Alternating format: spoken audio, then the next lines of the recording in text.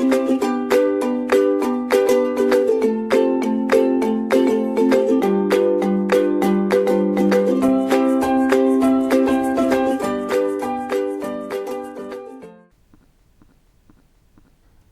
students, myself Harivansh Pratap Singh.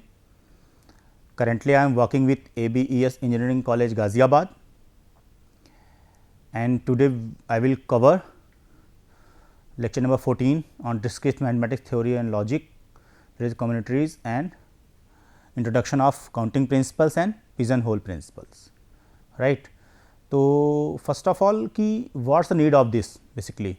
Suppose that I have a 10 rooms and 12 members, age of 30 to 18 to 30.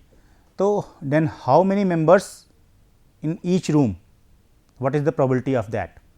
Suppose that if we perform a task with coin, then what is the possibility of head and tail? That is the counting in the by the probability. आपने 12th में पढ़ा होगा, right? Then first of all, basic counting principles. That is the two types of principle. What is that? Sum rule principles and product rule principles, right? The counting principle basically classified into two categories. What is that? Sum rule principles and product rule. अब ये sum rule principles क्या हैं और product rule क्या है? तो basically some rule principal क्या कहता है हमारा? एज्यूम सम इवेंट्स ई, कोई इवेंट ई है, can occur in the M ways. कोई भी इवेंट ई हमारा कितने टाइप से अकर हो सकता है? एम तरीके से, right. And a second event F, अगर कोई हमारा इवेंट एफ है, can occur in the N ways, right. That's means अगर कोई हमारे दो इवेंट्स हैं जो कि इवेंट ई कितने वेज में अगर हो सकते हैं? एम वेज में. एंड एक इवेंट हमारा एफ है, वो कितने वेज में हो सकता है? एन वेज में. And suppose that both events can not occur simultaneously. ये बहुत इंपॉर्टेंट लाइन है. क्या? कि दोनों इवेंट्स हमारे जो है साइमल्टेनियसली अकर्स नहीं होंगे, राइट. देन इवेंट ई और F can occur in M plus N ways. दोबारा सुनिए, हमारा सम रूल प्रिंसिपल क्या कहता है? अगर दो इवेंट्स हैं ई एंड एफ और ई को अकर होने के कितने तरीके हैं? एम. एंड एफ इवेंट को अकर होने के कितने वेज हैं? एन. और both are event can not occur simultaneously. It's means what? How many ways of both the events? That is M plus one. That is what? Sum rule principle. In general if there are N events and no two events occur same time, अगर दो events हमारे same time पे अकर नहीं हो रहे हैं, इसका means what? Sum rule principle लगेगा n1 plus n2, right. Ways कितने वेज होंगे? Summation of occurring of the ways of each event, right. For example if 8 males processor and 5 female processor, right, professors teaching discrete mathematics, then the student can choose professor in. अब देखिए दोनों same time पे तो पढ़ाएंगे नहीं, मतलब दोनों event different होंगे. अगर हमारे कितने प्रोफेसर्स हैं? ये प्रोफेसर्स होगा, सॉरी, राइट. तो अगर 8 फीमेल मेल प्रोफेसर्स हैं और 5 फीमेल प्रोफेसर्स हैं, अब दोनों अगर टीच करते हैं किसी भी डिस्क्रीट मैथमेटिक्स स्ट्रक्चर को, इन दैट केस इनके पढ़ाने के स्टूडेंट कितने प्रोबेबिलिटीज हैं? कोई स्टूडेंट चाहे तो मेल से पढ़ सकता है, कोई फीमेल टीचर से. In that case both are the ways कितने होंगे? 13. 8 plus 5. It's very simple. I think clear है ना? अगर हमारे दो इवेंट्स सेम टाइम पे अकर नहीं हो रहे हैं, डिफरेंट टाइम पे अकर हो रहे हैं, और इनको नंबर ऑफ वेज कितने हैं? 8 मेल हैं, मतलब 8 टाइम्स के टीचिंग हो सकती है. ऐसे ही फीमेल 5 टाइम. तो टोटल कॉम्बिनेशन क्या बना कि नंबर ऑफ वेज कितने अवेलेबल हैं, चूजिंग का ऑप्शन कितना है स्टूडेंट के पास? तो 8 प्लस 5 दैट इज 13. क्लियर है? ओके. अब हम जाएंगे सेकंड पे, that is what? Product rule principle. What is that? देखते हैं. तो प्रोडक्ट रूल प्रिंसिपल क्या कहता है हमारा, suppose there is an event E, again event E which can occur in the m ways and independent of the event there is an second event F which can occur in the n ways. तो जो हमारा event E है कितने veg में अकर हो रहा है, m veg में, और हमारा जो इवेंट F है वो कितने वेज में हो रहा है, n वेज में, right. The combinations of event, अब इन दोनों का कॉम्बिनेशन अगर दोनों को हम कंबाइंड कर दें, can occur in the m into n ways, that's means what, m into n, अगर इनको कॉम्बिनेशन निकालना है तो. In general if there are the n events occurring in the independently then all the events can occur in the order indicated the n into n1 into n2 and so on, जितने भी events होंगे उनका multiplication number of ways का, right. That is called what, product rule principle. For example देख लेते हैं इसका. वो क्या है, suppose that in a classroom there are 4 boys and 10 girls. ठीक है, क्या है नंबर, डाटा क्या मिला है हमें, 4 बॉयज हैं एंड 10 गर्ल्स हैं. If a boy and girl have to be chosen for the class monitor, अब इनमें से क्लास मॉनिटर को चूज करना है, then the student can choose in class monitor how, तो 4 into 10 is equal to 40 veg.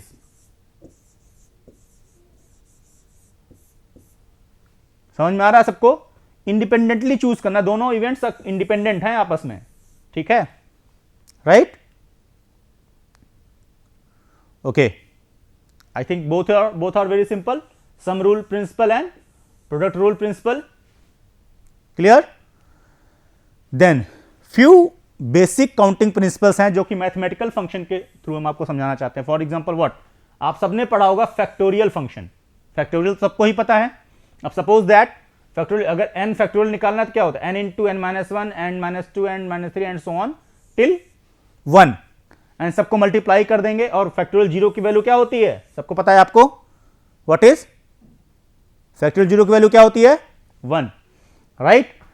Suppose that अब मुझे factorial 3 निकालना है, तो क्या वैल्यू होगी, 3 into 3 minus 1 that is 2, 2 minus 1 that is 1, what is the value of that, 6. तो factorial 3 की वैल्यू क्या आ गई, 6, राइट. तो for example finding the value of 5, factorial 5 सबको पता है, इट्स वेरी सिंपल.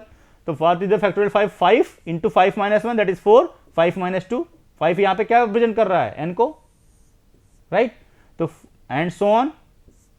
तो अब ये क्या हुआ, 5 4 3 2 1, अब वैल्यू कितनी आई, 120. तो फैक्टोरियल 5 की वैल्यू क्या हो गई, 120. अब फैक्टोरियल तो आप सबको पता है, इसमें कुछ रॉकेट साइंस नहीं है, but finding the value of factorial 10 upon factorial 8, it's very simple. क्यों, रेस्ट ऑफ द कट जाएंगे ना डिवाइड करने पे, तो क्या बचेगा, लास्ट के 2 बचेंगे. अब suppose that factorial 10 upon factorial 8, तो अगर आप इसको देखिए, अगर इसका कॉम्बिनेशन निकालें, अगर डिवाइड बाई करें तो n into n minus 1 into so on, तो ये सारे कट जाएंगे. लास्ट के जो बटेंगे कौन से बचे, 10 and 9, output was 90, right. And binomial coefficients, what is that, in case of binomial coefficients is the represented by the NCR. आपने सबने 12th में पढ़ा होगा, right, where R and N are the positive integer, both are the n क्या है, that is positive integer and R is also positive integer, right. And R is always, R क्या है हमारा, less than equal to n. ये हमेशा condition ध्यान रखिएगा, R की वैल्यू क्या होगी, always less than equal to n, right. अब इसको कैसे डिफाइन करेंगे हम, अगर सपोज दैट NCR है 8 C2, राइट, तो क्या होगा, factorial 8 upon 8 minus 2, right, n minus r, that is 6 factorial, right, ठीक है, इंटू C2। तो अब इसको वैल्यू क्या आ जाएगी 8, 28, राइट। इसमें तो कुछ ऐसा नहीं है, आप एनसीआर निकालना सबको पता ही है, फिर भी मैंने आपको बता दिया यहाँ पे, ठीक है। Factorial upon n minus r factorial, right. तो यहाँ पे n की वैल्यू क्या है 8, r की वैल्यू क्या है 2, तो 8 factorial upon n minus r, 8 minus 2 that is 6 factorial, और इसकी वैल्यू आप कैलकुलेट करोगे तो क्या आएगी 28, right. Again what is the counting principle, permutation and combination, ये सब भी आपने पढ़ा है 12th में, NPR and NCR, right. Okay, तो what is permutation basically, yes, any arrangement of a set of n objects in a given order is called the permutation of object। अगर हमें कोई एक सेट ऑफ वैल्यूज हैं या कोई object है, n objects हैं, उसको हमने एक पर्टिकुलर ऑर्डर में अरेंज करना है, राइट। तो कितनी पॉसिबिलिटीज हैं अरेंज करने की, राइट। तो अगर मान लीजिए आपने एरे में कोई रखा है, आपने एक एरे में कितने वैल्यूज रख सकते हैं, 10 ब्लॉक्स हैं एरेज में 0 to 9, और ईच एंड एवरी ब्लॉक्स में उन 9 नंबर्स को अरेंजमेंट करने की क्या वैल्यू है, कैसे अरेंजमेंट करेंगे, तो किससे निकलेगा वो परम्यूटेशन। तो what is that, basically any arrangement of the any r is less than equal to one of these object is given by the order is called the r, right. permutation of the of a permutation of an object taken r at a time, मतलब r combination जो बनेंगे वो क्या है, एक time पे r, इसको npr बोलते हैं, इसको ऐसे रिप्रेजेंट कर सकते हैं, राइट। इसका फॉर्मूला क्या है basically, factorial n upon n minus r, right. अब देखिए, अगर it's denoted by this, okay. अब सपोज दैट हमारा 4 इंटू np3 निकालना है is equal to what, n plus 1p3। तो यहां पे क्या है, n plus 1p3 and 4 into n, अब 4 इंटू n का factorial upon n minus 3, n plus 1 n minus r कर दिया, राइट। तो 4 और प्लस 1 क्या हो गया, इसको माइनस करने पे -3 आ गया, राइट। अब इसको आप कैलकुलेट करेंगे, n plus 1 factorial and n plus 1 minus 3, again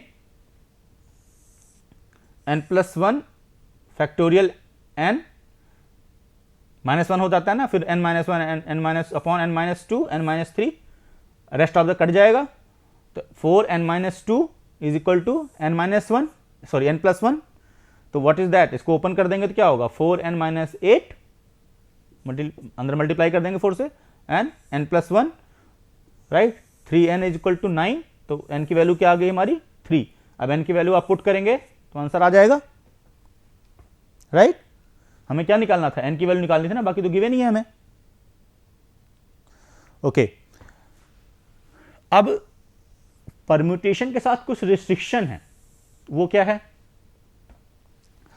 a number of permutations of n different objects, again कितने ऑब्जेक्ट्स हैं n, वो भी डिफरेंट, टेकन r, उसमें से r लेने हैं at a time, which p particular object, particular object कितने हैं p, कितने लेने हैं r, कितने में से लेने हैं n डिफरेंट ऑब्जेक्ट्स में से, ऑब्जेक्ट्स डू नॉट अकर। तो अब क्या होगा, अब इनमें से जितने भी हमारे टोटल थे उनमें से क्या हो गया, p हट गए तो n माइनस p हो जाएगा, राइट। ये ध्यान रखिएगा। अब सपोज दैट हमारे पास टोटल कितने थे n, हमें लेने कितने हैं r, बट उनमें से हमने रिस्ट्रिक्शन क्या लगाई, p object do not occur, p जो है वो ऑब्जेक्ट अकर्स नहीं होंगे। तो अब एक्चुअली लॉजिकली भी आप समझ, मैथमेटिकली भी अगर आप समझें तो हमारे पास n नंबर ऑफ पॉसिबिलिटीज थी, उनमें से मैंने p नंबर ऑफ पॉसिबिलिटीज को रिस्ट्रिक्ट कर दिया, राइट। तो after the restriction total n minus p N, rest of the N minus P को कितने में हमें डिवाइड करना है, पॉसिबिलिटी चेक करनी है ऑर्डर की आर, राइट। तो अब हमारा क्या हो गया, n minus p p r, ठीक। The number of permutations of the n different object can are taken at time which p particular object that is n P r minus p x r p, right. Then for example देख लेते हैं एक, how many 6 digit number can be formed by using the digit 0 1 2 3 4 5 6 7 8, total कितने digits हैं, 9, right. If every number is to start with 30 with no digit repeat, कोई digit repeat नहीं करनी है, देन फर्स्ट ऑफ ऑल तो all the number begin with 30, तो 2 तो हमारा फिक्स हो गया। So we have to choose 4 digit from the remaining. कैसे भाई, ये हमारे फिक्स हो गए, कितने कॉम्बिनेशन में, 1 2 3 4 5 6 7, राइट। तो अब 7 डिजिट रिमेनिंग है टोटल, क्लियर है। Total number of the beginning 30 is what, तो 7 पी आर होगा ना, माइनस हो गया ना 2, 2 डिजिट फिक्स हो गया आपके 30, तो इसका आउटपुट क्या आएगा, रिजल्ट कैलकुलेट करने के बाद इसको तो आप कैलकुलेट कर ही लोगे, N P R factorial N upon N minus R factorial, तो आउटपुट क्या आएगा आप कैलकुलेट कर लेंगे, इसमें क्या आएगा 840, राइट। क्लियर है, ये दोबारा समझ लीजिए क्या है। अब सपोज दैट आपके पास एक डिजिट दी हुई है, ठीक है। अब हमें 6 डिजिट का कोई नंबर फॉर्म करना है, अब उसमें से आपने 2 डिजिट फिक्स कर दी। अब ऐसे समझ लीजिए आप, ये हैं 1 2 3 4 5, अब ये 6 डिजिट हैं, इसमें आपने 2 फिक्स कर दी, 3 एंड 0, जो कि ये हमारा जो प्रॉब्लम बोल रही है क्या कि 3 एंड 0 फिक्स है ये। अब हमारे पास ऑप्शन कितने बचे, 1 2 3 4, डिजिट कितनी है 7, राइट। तो वेरी सिंपल, इसमें वैल्यूज को पुट करने की पॉसिबिलिटीज क्या हैं, दैट इज एनपीआर। एनपीआर में हमारा पी रिस्ट्रिक्टेड है तो माइनस कर दिया हमने, तो 7 बचा। टोटल डिजिट कितनी थी 9, तो 9 माइनस 2 दैट इज 7। अब 7 को किसमें डिस्ट्रीब्यूट करना है, 4 में, तो उसकी पॉसिबिलिटीज क्या है 840, राइट। टोटल 840 पॉसिबिलिटीज हैं। कैसे आया, बाय दिस फॉर्मूला। क्लियर है, okay okay. Again permutation with repeated object, अगर अभी तक क्या था हमारा, इसके पहले जो हमने देखा उसमें डिफरेंट ऑब्जेक्ट्स हैं, रिपीटिशन नहीं है, डिफरेंट ऑब्जेक्ट्स हैं, we focus on that only, different objects, ध्यान दीजिएगा इसमें, ठीक है। इसमें जो आपका है डिफरेंट ऑब्जेक्ट्स हैं, ठीक है। अब देखिए आप इसमें ये डिफरेंट ऑब्जेक्ट्स हैं, but in case of what, next PPT, what is that, repeated object. Clear है। अब रिपीटेड ऑब्जेक्ट में क्या है, prove that the number of different permutation of N distinct objects taken at a time, every object is allowed to be repeated any number of times is given by the NR. अब suppose that, assume करें, कैसे proof करेंगे इसको, assume that we have n objects, right, and we have to fill r places, हमारे पास n objects हैं और r places में fill करना है when repetition of the object is allowed, repetition allowed है। After that, therefore, the number of ways to filling the first place is n. Obvious सी बात है, r places हैं और number of n elements n है, तो हम कितने तरीके से fill कर सकते हैं, n तरीके से। The number of ways of filling the chosen second place also, second place के लिए भी क्या होगा, n होगा, मतलब each and every place के लिए n ways होंगे नंबर, क्योंकि repetition भी allowed है। राइट तो अब एंड सो ऑन क्या हो जाएगा, the number of ways of filling the rth place that is n, तो n की पावर r हो जाएगा, ऑब्वियसली सिंपल मैथमेटिक्स है, राइट तो n इंटू n इंटू क्या होगा, r टाइम्स n की power r, it's very simple mathematics, सबको पता है। तो क्या आपने प्रूफ कर दिया ना, बहुत सिंपल है क्या, कि अगर हमारे पास n नंबर ऑफ प्लेसेस हैं, अब इसको r प्लेसेस हैं, n नंबर्स हैं हमारे पास प्लेस करने के लिए, तो n नंबर्स को इस r वाले में कितने से कर सकते हैं, n टाइम्स, कोई भी नंबर आप रख सकते हैं ऐसे ही n, तो इसको r टाइम मल्टीप्लाई करेंगे तो क्या होगा, n की पावर r, राइट। ऐसे सर्कुलर परम्यूटेशन क्या है, a circular permutation is which done around the circle is called the circular permutation. कैसे, अब समझिए, in how many ways can get the these letters a b c d e f g h i and j arrange in a circle, ठीक है। अब आप कभी भी circle बनाएंगे, सर्किल का बेसिक डेफिनेशन क्या है, बहुत सिंपल सा लॉजिक है, अगर हम कहीं भी सर्किल फॉर्म करते हैं उसका बेसिक लॉजिक क्या होता है कि जहां से स्टार्ट कर रहे हैं वहीं पे एंड होना चाहिए, राइट। तो अगर हमने किसी भी एक पॉइंट से स्टार्ट किया, आप सपोज दैट हमने ए से स्टार्ट किया, B C D E F G H I J, अब मान लें ये सर्किल में है, राइट, बट हमने स्टार्ट क्या कहां से किया, अगर हम इसको 1 मान लें तो अब जहां से गए वहीं पे एंड हुआ ना, तो ये वाला कॉमन हो गया पॉइंट, राइट। तो एक पॉइंट माइनस होगा, बहुत लॉजिकल कॉन्सेप्ट है, राइट। अब सपोज दैट अगर हमारे पास कितने हैं यहाँ पे 1 2 3 4 5 6 7 8 9 10, तो टोटल नंबर ऑफ एलिमेंट्स कितने हैं, अल्फाबेट्स कितने हैं, 10। अब सर्किल फॉर्म होगा तो ऑब्वियस बात है -1 होगा, that is what, 10 - 1 that is 9 factorial, क्योंकि एक की पोजीशन फिक्स है, किसी को भी आप ले लें सर्किल में, एक जहां पे आप एंड करेंगे, स्टार्ट जहां से करेंगे वहीं पे एंड करेंगे, एक की पोजीशन फिक्स हो गई, बहुत लॉजिकल है, तो इसमें बहुत कुछ रॉकेट साइंस नहीं है, बहुत सिंपल है।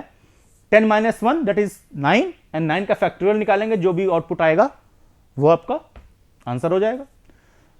Again what is the theorem, theorem क्या कहती है हमारी, prove that the number of circular permutation of the n different objects this is n-1 factorial. अभी तो मैंने बताया आपको, लेकिन प्रूफ कर देते हैं, चलिए। Let's consider that k be the number of permutations, कितने हैं k, एंड रिक्वायर्ड कितने हैं, for each circular permutation of k there are n corresponding linear permutation, linear permutation में कितने हैं हमारे पास, n, right. As shown earlier we start from our object n in the circular permutations, thus the k circular permutation we have k into n linear permutation, then k into n क्या होगा, n factorial, और k is equal to what, n factorial upon n, k into n होगा ना, अगर हमारे पास जो है k number of permutation linear में, तो k into n is equal to n factorial, तो k की वैल्यू क्या आ गई, n factorial upon n, तो ऑब्वियस सी बात है, तो हमने क्या किया, n-1 फैक्टोरियल बाहर निकाल लिया, तो n कट जाएगा, तो क्या बचेगा, सॉरी, तो क्या बचेगा आपके पास, k की वैल्यू क्या आएगी,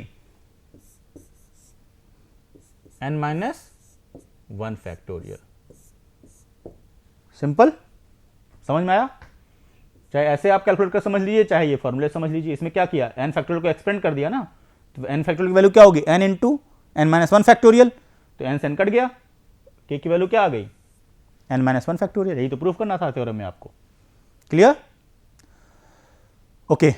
अब आपको कॉम्बिनेशन क्या है, combination of the selection of the all objects from set of given objects where the order of the object does not matter, इसमें NCR पढ़ा है आपने, इसमें ऑब्जेक्ट का ऑर्डर कोई मैटर नहीं करता है, बहुत बेसिक फंडा आप समझें, आप पढ़ चुके हैं इसको, इसमें डजन मैटर, क्या चीज नहीं मैटर करता, ऑब्जेक्ट का order, right. The number of combination of n objects taken are at a time respected by NCR और NCR, ऐसे भी रिप्रेजेंट कर सकते हैं, NCR भी लिख सकते हैं और CN, R भी लिख सकते हैं, both are the same. NCR की वैल्यू क्या होती है? Factorial n upon r factorial into n minus R factorial. ये फॉर्मूला आपको ध्यान रखना पड़ेगा हमेशा, आपने पहले भी पढ़ रखा 12th में भी। NCR की वैल्यू क्या होती है? Factorial n upon factorial r upon n minus R factorial, right. A former purchased, अब देखिए ये आपको समझना पड़ेगा बहुत, ये आपके एग्जाम में भी ऐसे क्वेश्चंस आ सकते हैं, तो बहुत सिंपल है, आप इसको देखिए ध्यान से। A farmer purchase 3 cows, 2 pigs and 4 hens, right. क्या परचेज करना है उसको? 3 cows परचेज करनी है, 2 pigs परचेज करने हैं and 4 hens from a man who has, अब किस आदमी से परचेज कर रहा है? उसके पास क्या है? 6 cows हैं, मतलब काउस को पॉसिबिलिटी कितनी है? 5 में से उसे कौन कितनी? 6 हैं, उसमें से 3 परचेज करनी है, राइट। इसका कॉम्बिनेशन निकालना है हमें, ठीक है। अब यहां पे क्या है? 5 पिक्स हैं, कितना परचेज करना है? 2 परचेज करना है। 8 हेंस हैं, कितना परचेज करना है? 4 परचेज करना है। और काउस कितनी है? 6 में से 3 परचेज करनी है। The find the number of m choice that farmer has. Farmers के पास कितनी चॉइस है चूज करने की? Then what is that? The farmer choose the solution. अब NCR क्या हुआ?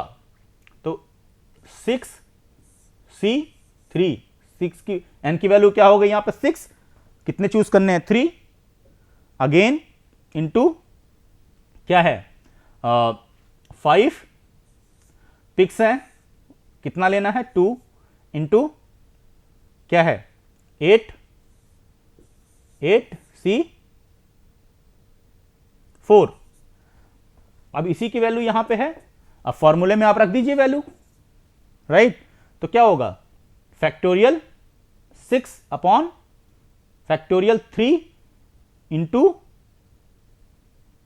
फैक्टोरियल 6 माइनस 3 फैक्टोरियल 3, तो फैक्टोरियल 3 यहां से कट जाएगा, राइट। सबको कैलकुलेट कर लेंगे आप और आउटपुट आपका क्या आएगा? 14,000। इसको आप कैलकुलेट देख लीजिए, बहुत सिंपल है, right. What is the pigeon hole principle? In case of pigeon hole principle क्या कहता है? If n pigeon holes are occupied in n+1 then more than pigeon, then at least one pigeon hole is occupied by the greater than one pigeon। मतलब अगर हमारे पास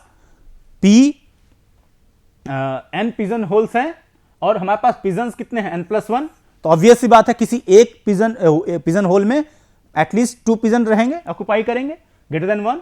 तो generalize pigeon holes principle is what? If n pigeon holes are occupied by the kn+1 or more than pigeons, whenever k is a positive integer, that at least one pigeon hole is occupied by the k+1 or more pigeons।